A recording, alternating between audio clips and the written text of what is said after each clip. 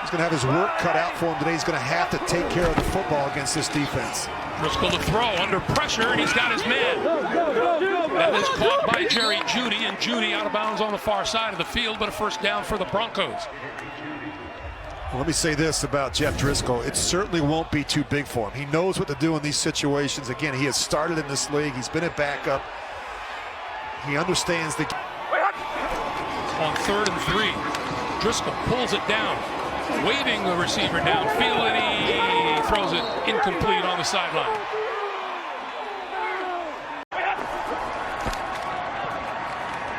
Driscoll going to go deep himself, has a man, and it's caught.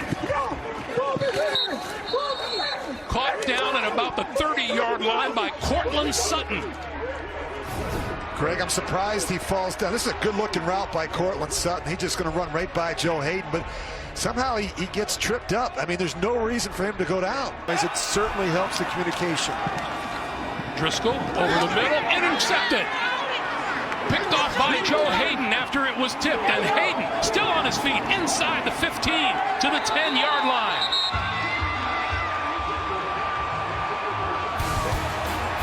Two minutes to play, actually a minute 58, and a big turnaround for the Pittsburgh Steelers. They're knocking on the door, looking for another score before halftime. Driscoll. And if you watch Sutton right at the end there, he just takes a peek. Feeling Minkah Fitzpatrick come down. Knows there's a safety there, and Joe Haden, he's just waiting for it. Easy interception for the veteran corner. Joe Haden with career interception number 28. He was shocked, surprised. Early. As we welcome you back to Pittsburgh, that's Courtland Sutton taking a walk to the locker room. Driscoll under pressure and going down. Denver's got to get healthy. Too many injuries the first couple weeks of the season.